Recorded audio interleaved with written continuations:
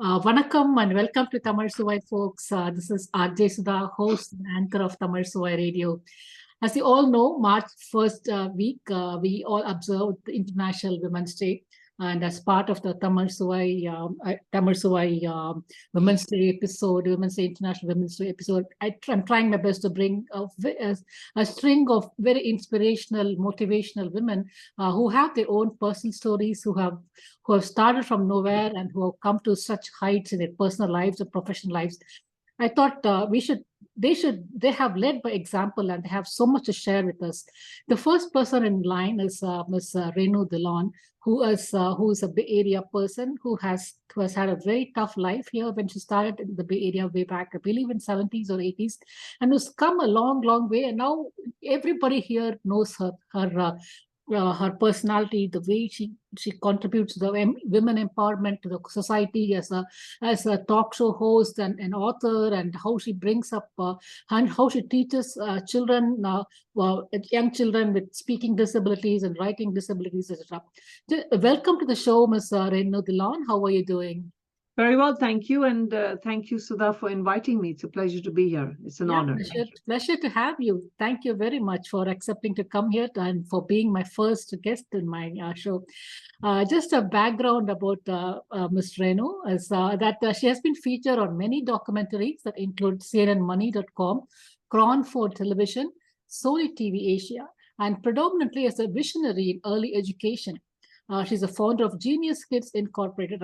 I'm sure many of you in the Bay Area, I mean, in fact, all of you in the Bay Area would have seen one instance of Genius Kids somewhere in the Bay Area. I've seen one right where I live, and which is an educational franchise with over 30 centers in Northern California region. She has conceptualized and developed over 3,000 educational learning programs for children between till the age of 2. And a recent development is Win with Words, an online platform focused on developing confidence and leadership for the age group of children between 2 and 12. Rennu holds a Bachelor of Science in Pharmacy from Aston University, Birmingham, United Kingdom, a doctorate in Natural Sciences for the Clayton School of Healing, Alabama, and several certifications in dyslexia, learning disabilities, and autism. She has been recognized locally and nationally and globally with several prestigious awards and featured in publications, radio, and television as an expert in early education. Wow, this is just fantastic. Very, very commendable, I should say. And her awards include 50 Outstanding Asian Americans in the United States in 2009, 2011 Most Enterprising Women Entrepreneurs, Best Preschool Alameda County, Most Likely Place to Find a Silicon Valley Inventor. And she's also well known as a professional MC, most radio show host, a YouTuber, motivational speaker, and producer of several local, national, and global events and competitions. That's a whole mouthful, I should say, and it's not done yet. We are still not done yet. And being very kind. Yeah, no, I'm just being frank. These are all facts that I found out about you. Her candid conversations that are YouTube are extremely popular as she candidly addresses critical issues affecting the communities, especially regarding women and children. She has spoken worldwide on empowering women and children, including the House of Lords in London, United Kingdom. Whatever, I should say. That is just amazing. And more recently, she's founded a Facebook group called Building Women Empower, a group of over 2,000 women globally, where she plans to empower one voice at a time. That is just, I'm very honored to be a part of that group, and my contributions are extremely minimal at this point, but I hope to make leaps into that group. That's just fantastic. Welcome again, Rennu ji. Thank you.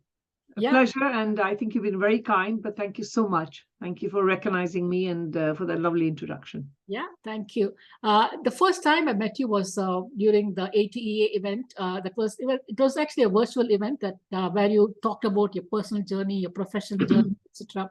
I was blown away by your journey. I was wondering if you can walk us through your personal journey when you came to the US, and what hurdles did you pass through? How did you overcome the hurdles, etc. And what was your situation by then, and what would have been the situation if you had come now? Wow. So many questions in that. So I don't want to go all the way to the beginning. So I came to the United States on April the 13th, 1986. And that was a very eventful day for me. And I think I'll begin my journey from that. But before that, I'll back up to say I was actually raised in Africa, Kenya, by wonderful parents. My late father, who just passed away, Dr. Shamsher Singh Dhillon, and my mom, Mohinder Kaur Dhillon. And I would probably begin by saying that all those accolades and things that I have done have been driven by them, especially my late father.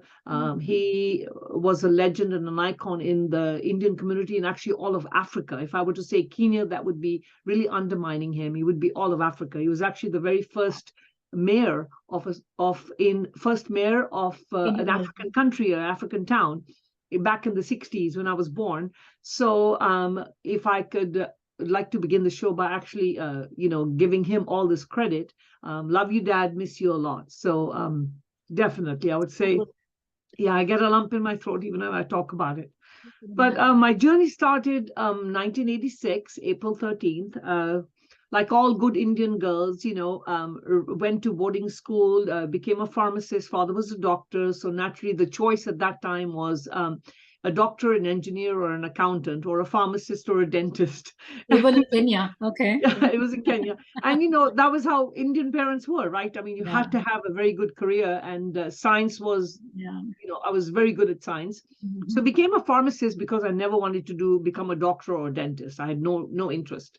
But I don't think my heart was in pharmacy. And now when I look back, I see that I should have actually pursued my passions, which I'll talk about in a moment.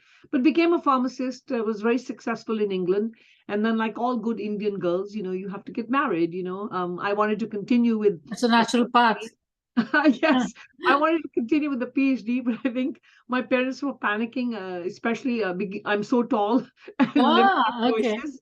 And they kept thinking, if she keeps studying, then we're never going to find an equivalent educated boy. So got married actually on April 6, 1986, and came here, and I had a big jolt. Most Indian brides at that time were celebrating their honeymoon and falling in love with their husband or getting to know their husband. And I had a big jolt. When I arrived here, within a few hours of arrival in this country, I found out that I was actually my ex-husband's fourth wife. At that time I realized there was one before me, and I only realized afterwards there were multiple before me. So that was a big jolt, especially coming from a family which had a huge wedding and had, a couple of thousand people at my wedding because my father and mother were so popular. So how do you pick up the phone and tell your dad and mom that, oh my gosh, this is a big blunder? I tried to run away on that day itself, and that is what I say, destiny has its way of doing things. And I'd actually ordered a cab to run away and go back to England and then break the news to my parents. And I think had that happened by a minute or 5 minutes, if the cab had arrived 5 minutes early, I wouldn't be sitting here today. But I think the Almighty had different plans for me, and I ended up, staying in that marriage for 4.5 years, and I had 2 beautiful daughters. So lived in Fremont, right on Barrymore Common. Everybody knows those blue roof-topped condominiums. And started my journey there. Of course, when I landed here, pharmacy was not going to be recognized because I had done my degree in England.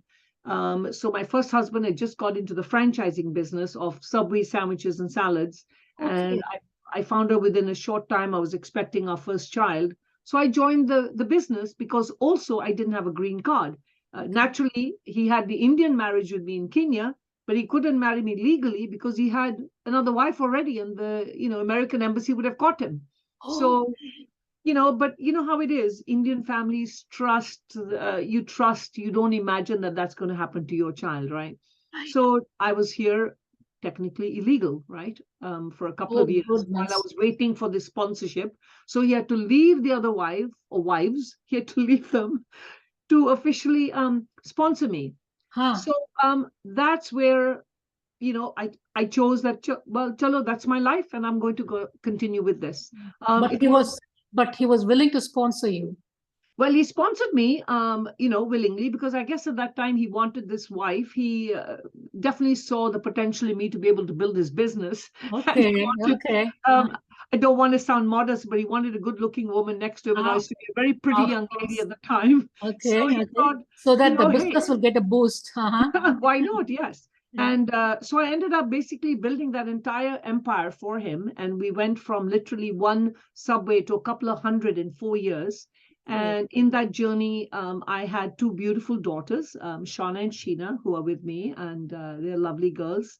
So I thank him. He's no more as well, but I thank him for that. But it was a very different life, in a new country, no friends, no family here, no career. I basically had to start from scratch. No bank accounts, no money, and a very abusive relationship. Lived on threats every day, that if you call the cops, I'll cancel your green card, I'll do this, I'll do that. It was just an endless journey of nothing but living in fear.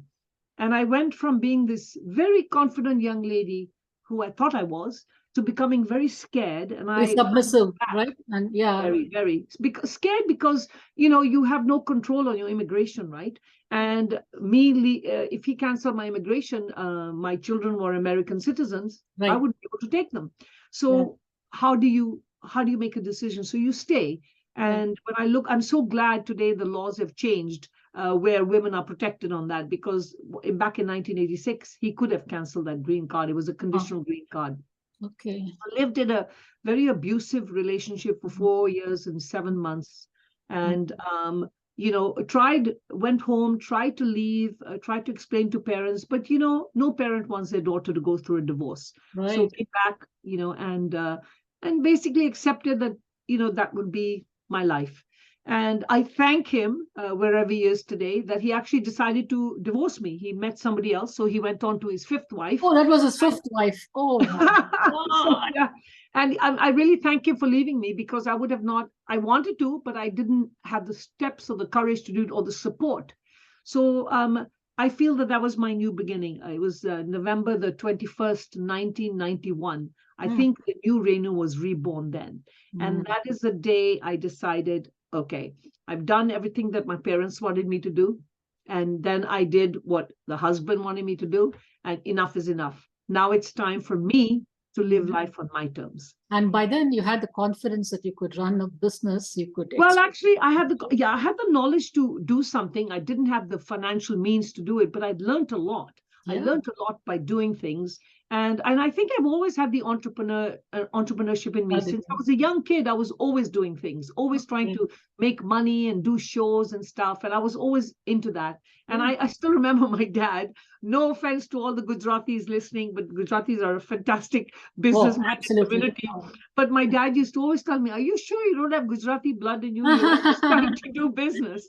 Are you really Punjabi? And, because I was always trying to do things. For due credit, I think the Punjabis are equally good. I mean, yes. Gujarat, but growing up in Kenya, at that time in Kenya, it was all the Gujaratis that had the businesses, right? And so I used to always tell my dad, no, I want to do something different. I want to do something different.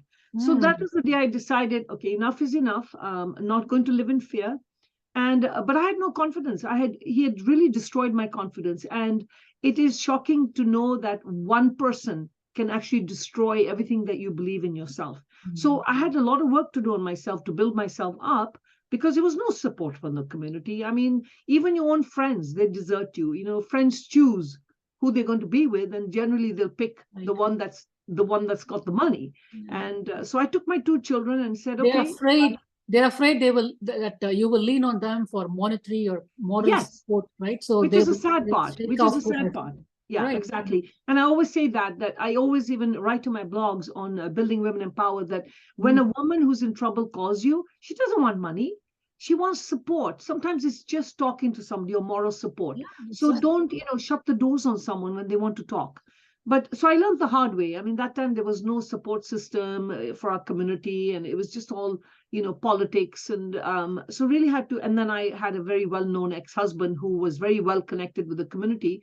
So I was shunned and shut out of many events, many functions, because he bought his way into everything and had his way to say, well, I'll sponsor this event, but then she can't come to it. Even if I had a ticket, I used to be turned away at the door. Wow. So going through all that, I think a different me was born, and I decided enough is enough. I'm just going to have to fight for myself. and I'm going to have to make my own life for my children. I'm going to have to do it.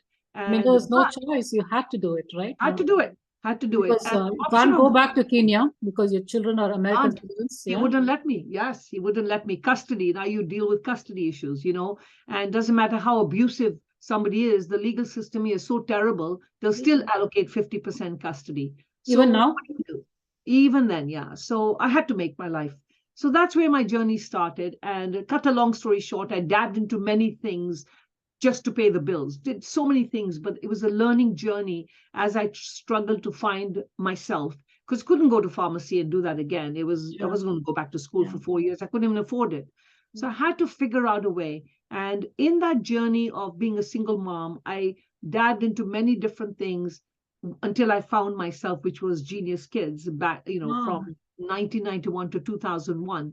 But in that time, I did matchmaking, I did events, I did recruiting, I worked at Safeway. I mean, what is it I've not done, But when you have to pay rent at the end of the month, you'll do it. Yeah. Oh, and especially when you have two little faces, a 1-year-old and a 3-year-old looking at you, and they rely on you. Looking at you as a hero, is the only hero one. You have to do it for your kids. So no shame. I'll do anything. I would move boxes. So this is one thing good and bad about the United States. You can do any job. You can pick and choose any job, and people are not going to judge you. Absolutely. One thing I've learned that I mean, I've seen a lot of Indians do grocery shopping, retail shopping, and whatever. People don't judge you. It's your money. You can do anything you want here, and that's clearly. I really feel that had I gone somewhere else, I'm not sure if I had been able to do all of this. I would probably. I think the fact that I had no support, I was forced to hold myself up. And I had to get myself together. I had to build my own confidence. I had to learn to judge people better.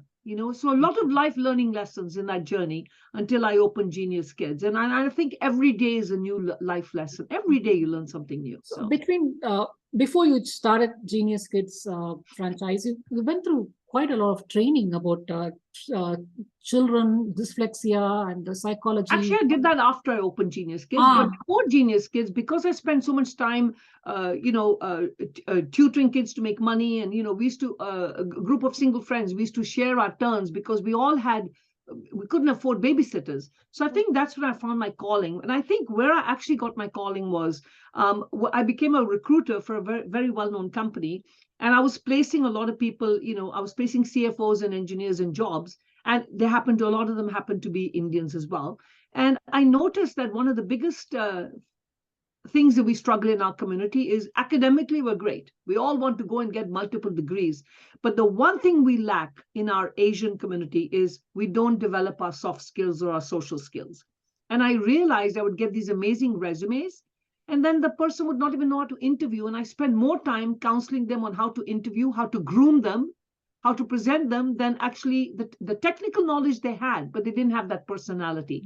And that's when I said, it's so hard to change an adult. Why not start grooming kids? Then they're already groomed. Why don't they already groomed? They are like and they have a lot of they're very conscious about themselves. But kids have nothing. Kids are innocent. So why not do that? And kids are much easier to work with. And that's one thing that I thank my parents for, is they put me into public speaking, theater, and drama when I was only 3 years old. And I think that confidence of being able to speak without fear has been one of my biggest assets in my life. They've done a fantastic job on you. I can tell. So you're like a fire.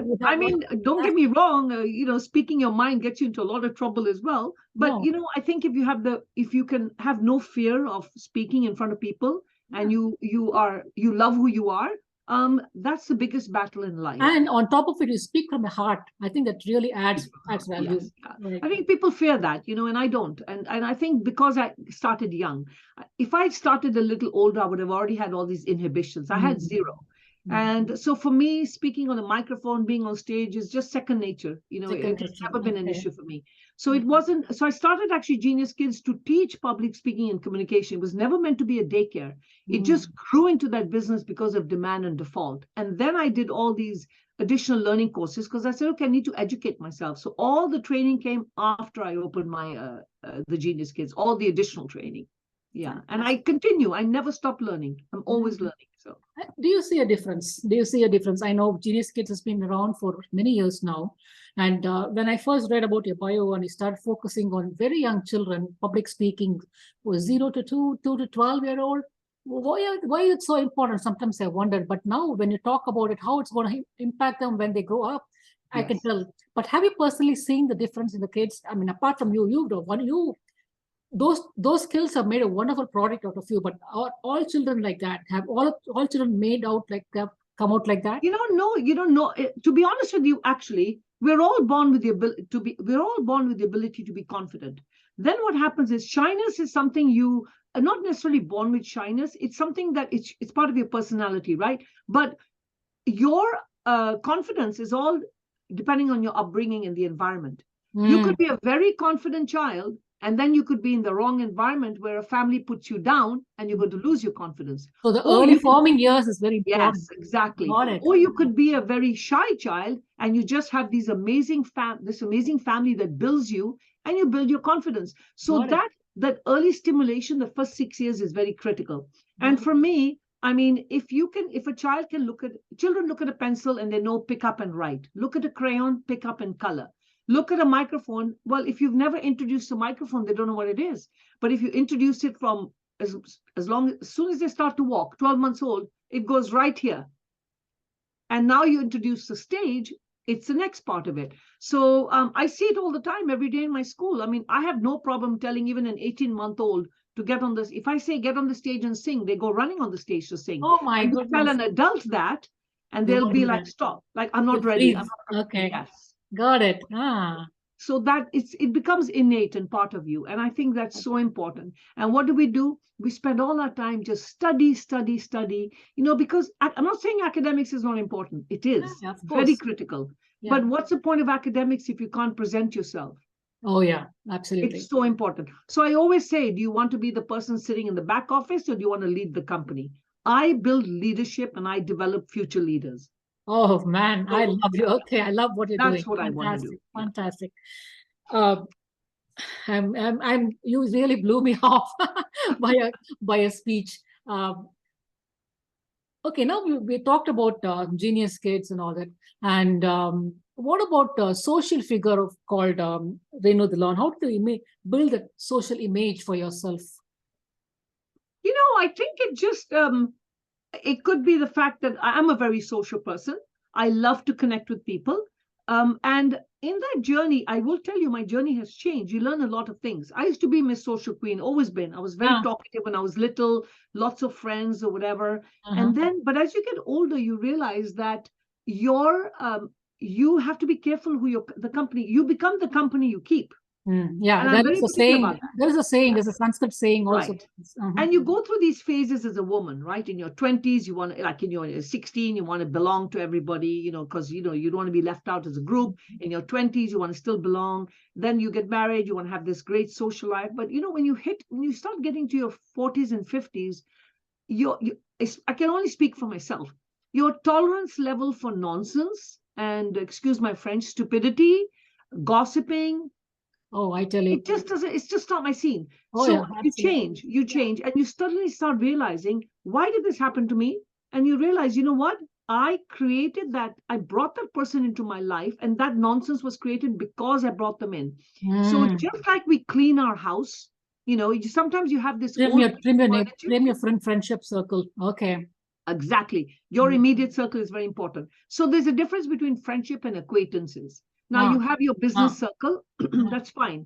But you have to be very careful who do you bring within your nucleus. Because as soon as people know your weaknesses, let's accept it, especially as women. Women, unfortunately, I don't think women make as such good friends as men do. Don't you think? I don't know. With so much talk about International Women's Day and women bonding and sisterhood and all that, but what you said actually resonates. Yeah.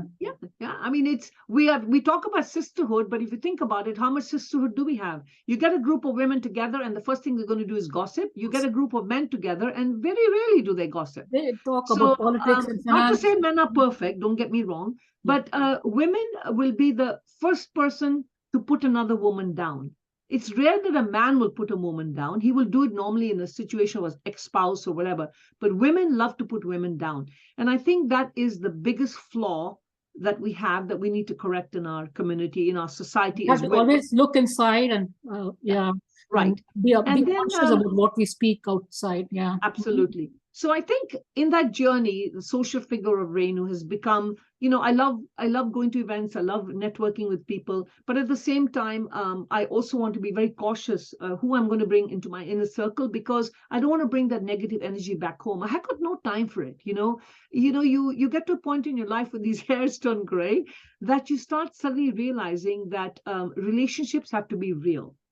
And I think that's the reality hits. For me, it was like in my 40s and then 50s. And just like we clean our house, sometimes you have this old furniture and it sits there and it doesn't belong there, but it keeps sitting there because you're worried about, if I throw it away, what if I need it again? Same thing with people. You have this person in your life that doesn't contribute. They just cause you more stress and they don't even belong there, but you don't know how to get rid of it, right? Sometimes you just got to declutter your life. And I do decluttering all the time, decluttering all the time.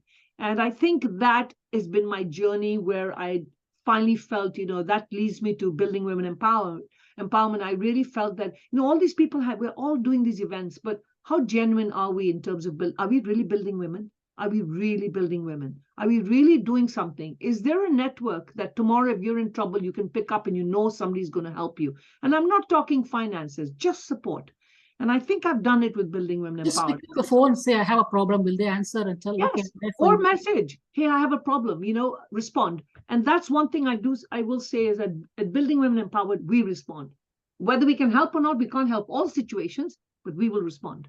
Because that is so important to know that there is somebody on the other side who's going to listen and maybe direct you, or even say, hey, I wish I could help you. I can't, but here are some other sources you can go to. Yes. Yeah. When you say declutter and trim away the unwanted friends or who think adding negative energy to your circle, I think there's another side also that we probably missed, or we probably overlooked. At the same time, there might be some positive people who can have a potential to come into your circle. So very much so. We have to keep that. I talked about the decluttering, but absolutely, they are very important people. And friendships are different, right? Some people add value to emotionally. Some people, it could be your walking partner, your hiking partner. Somebody is there just to, you want to talk to somebody. A friendship should not need maintenance. So for me, a friend is someone that even if I haven't talked to you for a few weeks, it shouldn't be drama like, oh my God, you haven't called me, you're calling me now. It should be, I can pick up the phone and just pick up from wherever. That's what maturity is. Yeah. After one age, because all of us are family and all that, we just have to keep in touch once in a while and have the thought that we have her and I have you and things that, and we should be able to carry on a conversation from where. And now with technology, my gosh, you can keep in touch with WhatsApp, text. There's no excuse, And for me, personal human connection is still very important. So even birthday wishes and stuff, when somebody's genuine, close to you, don't text me. It takes 5 seconds to pick up the phone and wish me happy birthday. Come on, you can do that, just do it. Right. So I think these little things add on. And I think as a social figure, I don't know if I want to call myself a social figure. I'm Renu, and I think people know who I am. My philosophy in life is I don't need to be liked by everybody. When you walk, that'll never happen. That'll never happen. 100%. Never. 100% is not going to happen. And I think that's the biggest problem with women. We want to be liked by everybody. No, there's no need to be liked by everybody. So when I walk in the room, technically 20% are going to like you anyway. Great. 20% are going to dislike you. Who cares? It doesn't matter. Now you're left with what? 40, 60%. You can work on converting some of the other 20 to liking you. That's it. And if they don't, that's okay. Because if you don't, you need to learn to love yourself first. And if you don't love yourself first, then you're always going to wait for endorsements from other people. If you love yourself and you're happy with who you are, you don't need endorsements. Very nice. Very well said. Very well said. Finally, one question, Renuji. What's your message for women on this International Women's Day? My message to women on International Women's Day is empowerment doesn't mean, making huge differences everywhere. One person, small steps, and be genuine, be proud of who you are. Don't think, even the person who's a homemaker, don't say, I'm just a homemaker. Are you kidding me? That is one of the most important roles in life. Be proud of what you do and find your passion. Don't give up. I hear a lot of women saying, oh, I wish I had done this. With this time now, do it now. Oh, I started my company when I was in my 40s, because that was the best time for me to do it. So I say, don't give up on your passions and dreams. And you don't need endorsements from people. Don't confuse your dreams by asking too many people opinions. Trust your own gut. A woman's instinct is very strong. And try it. And if it doesn't work out, doesn't matter. It's not failure. Even if it has not worked out, you have still picked up a skill. Yes, absolutely. You pick up a skill, and everything doesn't have to be monetary. Why does everything have to be related to making money? You can just do things for fun, but find your dream and passion. Life is too short. Life is too short. Don't keep saying tomorrow, tomorrow. Do it today. And I think I live my life that way. Do it today. And small groups, small friends, real friends. And I probably say the best, most important life learning lesson is learn from your life experiences. Don't repeat the same mistake again. First time it happened to you, you didn't know it was going to happen. You let it happen second time, it is your fault. So I think you have to learn from your life lessons. So do a lot of self-evaluation, at the end of the day. Like, why did this happen to me? Find out. And sometimes most of the time, don't point this way. It's here. It's you. Yeah. And you got to fix it. Yeah, you got to fix it. Fantastic interview. I don't even know how the time flew, but we're totally running out of time. Thank you very much, Renuji. Oh, thank you. Happy International Women's Day again. And I hope to meet you in person very soon. I think we've met, but I think we have to meet absolutely or a cup of coffee or whatever. Okay. For sure. And thank you so much. It's been an honor being on your show. Thank you. Thank you so much. Bye-bye.